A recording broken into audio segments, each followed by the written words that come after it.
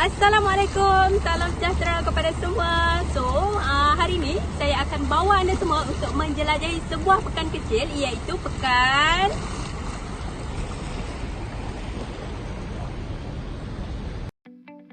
Daerah Baling merupakan daerah kedua terbesar di negeri Kedah. Jumlah penduduk di kawasan daerah Baling dianggarkan melebihi 150,000 orang.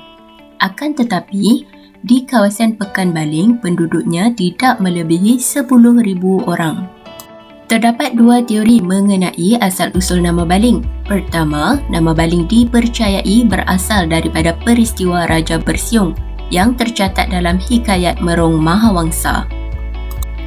Teori kedua dikaitkan dengan kedatangan orang Siam dan Burma kira-kira 200 tahun dahulu. Mereka sangat rajin bercucuk tanam dan tanaman mereka menjadi-jadi. Akan tetapi, kegembiraan mereka tidak kekal lama apabila beribu-ribu ekor kera yang datangnya daripada Gunung Baling memakan dan memusnahkan tanaman mereka.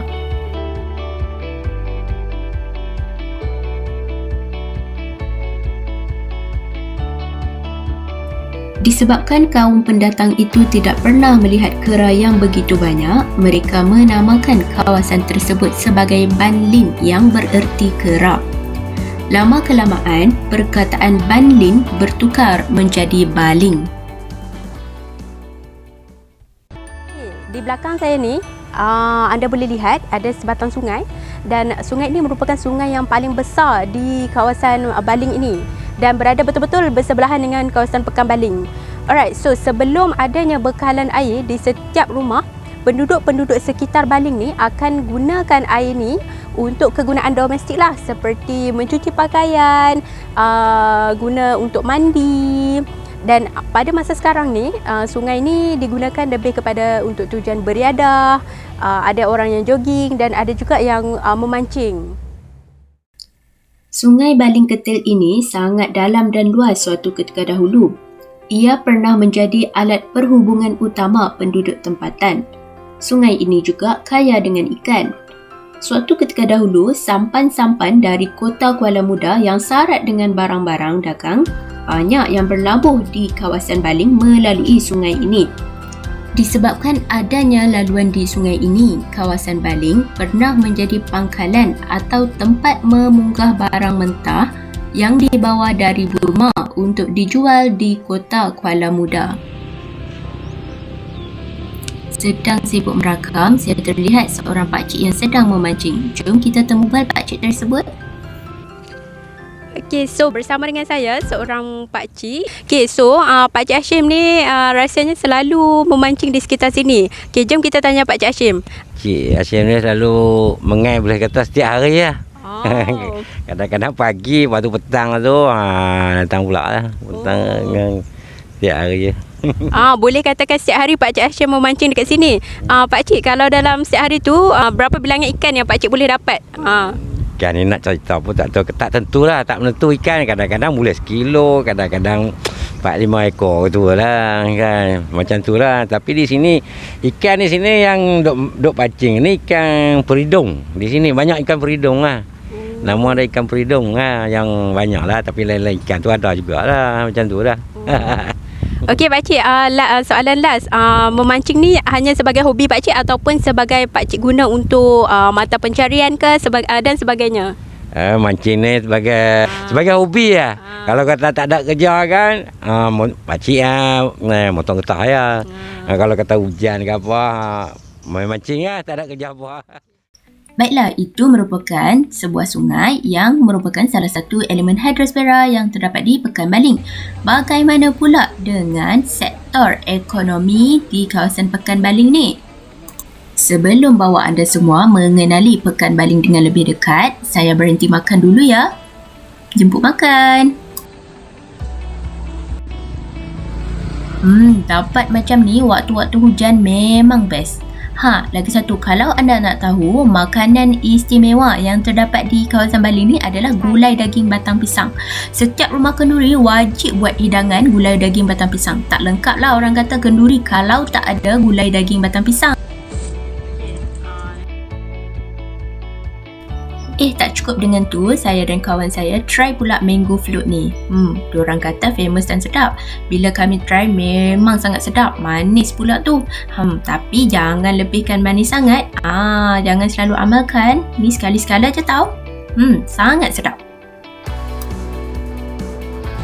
Baiklah, berbalik kepada kegiatan ekonomi.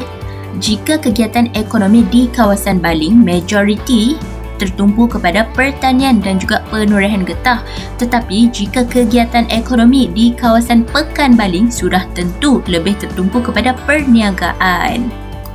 Terdapat banyak deretan kedai di kawasan Pekan Baling ini. Sebut je kedai apa? Kedai makanan, kedai pakaian, kedai peralatan sukan, kedai haiwan, semua ada. Dan yang paling best, kebanyakan barangan di sini lebih murah berbanding kawasan lain. Dan kini, kawasan Pekan Baling sedang berkembang dengan adanya institusi pendidikan seperti Maktab Rendah Sains Mara Baling, Kolej Komuniti dan juga sekolah-sekolah di sekitar Baling. Hai.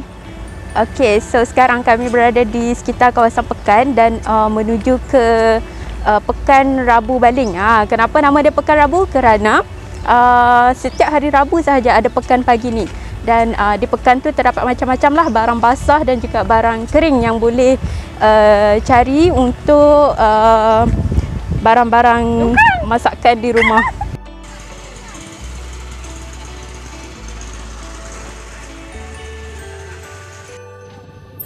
Memang banyak sangat pilihan.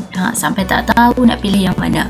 Macam-macam ada. Tinggal sediakan duit sahaja.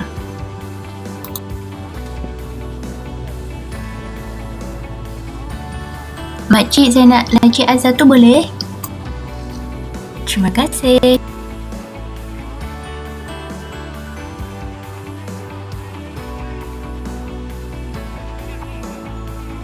Sedang kami berjalan, saya ternampak ada satu gerai yang menjual kebab. Orang kata kebab di sini sangat sedap. So kami pun apa lagi, belilah untuk mencuba. Tak salah kan mencuba? Okey. So sambil membeli, kami ternampak dua orang pakcik dan juga makcik yang berniaga ni sangat sporting. Pakcik biskit. Terima kasih. Kat mana pula ni? Apa destinasi kita seterusnya? Di belakang saya ni ada bangunan yang berwarna merah dan kalau anda nak tahu, bangunan ini merupakan bangunan yang dijadikan tempat rundingan antara Parti Komunis Malaya yang diketuai oleh Chimpeng dan juga Persekutuan Tanah Melayu pada masa itu diketuai oleh Tunku Abdul Rahman.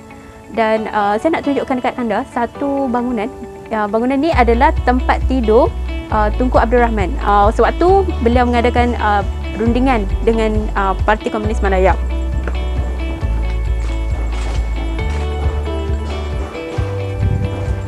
Sekarang bangunan ni sedang diperbaiki ataupun renovate sebab menurut orang-orang dekat sini pernah ada pokok tumbang di atas bumbung dan menurut mereka juga pada tahun hadapan bangunan ini akan dipersiapkan untuk menjadi sebuah muzium yang akan menjadi tempat pelancongan ataupun tarikan pelancong di kawasan Baling. Rundingan Damai Baling dijalankan selama 2 hari. Pada 29 Disember 1955, Rundingan Damai Baling berakhir tanpa apa-apa persetujuan. Hal ini kerana pihak komunis tidak bersetuju dengan syarat-syarat yang dikemukakan oleh Persekutuan Tanah Melayu. Sesungguhnya kegagalan rundingan itu menunjukkan bahawa sangat bahaya sekiranya kerajaan masih mahu berkompromi dengan pihak komunis. Next destination adalah Gua Sireh dan Gunung Baling. Okey, so ni perjalanan nak ke Gua Sireh. Betul-betul nak menghala ke gua dan kami sangat beruntung sebab ada seorang pakcik ni dia sukarela untuk bawa kami naik masuk ke dalam gua tu sebab kalau ikutkan sekarang orang yang menjaga gua tersebut sedang cuti dan gua ini tidak dibuka untuk orang awam. Tapi rezekilah dapat. Laluan ni memang mencabar sikit sebab tinggi. And sebaik tak hujan sebab kalau hujan memang licin. Memang kalau orang yang berusia tidak digalakkan. Akhirnya kami sampai juga ke atas tu. Okey, sekarang tinggal nak masuk sahaja. Perjalanan masuk ke dalam gua ini memerlukan cahaya yang sangat terang.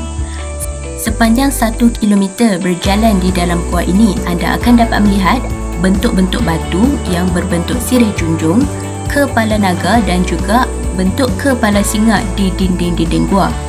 Gua sirih ini mempunyai cerita legendanya tersendiri. Sempat saya berbual beberapa cerita dengan Pak Cik ni. Kata beliau, pada zaman dahulu, bagi penduduk yang nak buat kenduri akan meminta ataupun mengambil pinggan mangkuk di dalam gua sirih ini. Dan setelah habis kenduri, mereka perlu mengembalikan semula pinggan mangkuk yang dipinjam itu. Ini pula merupakan pandangan daripada bawah kaki Gunung Baling. Biasanya bagi siapa yang nak mendaki, dia akan memulakan perjalanan seawal pukul 4 pagi. Sebab perjalanan mengambil masa dalam 2 jam. So, bila naik dalam pukul 4 pagi, dalam pukul 6 pagi dah sampai di puncak gunung, boleh lihat matahari terbit yang sangat cantik. Kemudian perjalanan turun pun pukul 2 pagi juga, 2 jam juga, mengambil masa 2 jam. Okey, so sekarang ni aktiviti mendaki kurang sebab sekarang ni di Baling musim hujan. Setiap petang pasti akan hujan. Begitu juga dengan pagi. Dan apabila hujan, kawasan mendaki sangat-sangat licin dan sangat berbahaya. Sekarang saya nak ceritakan pula kepada anda antara isu yang terdapat di pekan. Di dalam setandan pisang pasti ada tatu yang buruk. Begitu juga di sebuah pekan ataupun di sebuah kawasan pasti akan ada isu-isu yang berbangkit. Antara isu yang berbangkit di kawasan Pekan Baling ini adalah projek kuari yang berlebihan. Projek kuari dijalankan sejak bertahun dahulu. Namun pada sekitar tahun 2019 penduduk desa bangkit dan memprotes projek kuari tersebut. Akhirnya pada Januari 2020, pihak berkuasa menghentikan projek kuari tersebut dan mewartakan Gunung Pulai dan juga Gunung Baling sebagai kawasan pelancongan. Dan seperti yang kita tahu, projek kuari bukan sahaja telah mengganggu ketenteraman penduduk tetapi juga telah memusnahkan biodiversiti. Jadi kita perlulah memelihara biodiversiti dan juga memelihara kawasan-kawasan cantik ataupun tarikan pelancongan yang kita ada.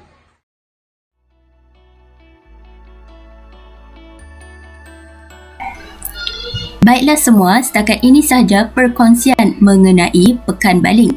Diharapkan melalui vlog ini, anda akan mendapat pengetahuan serba sedikit mengenai kawasan Pekan Baling. Semoga kita berjumpa lagi. Terima kasih kerana menonton. Assalamualaikum, salam sejahtera dan bye-bye.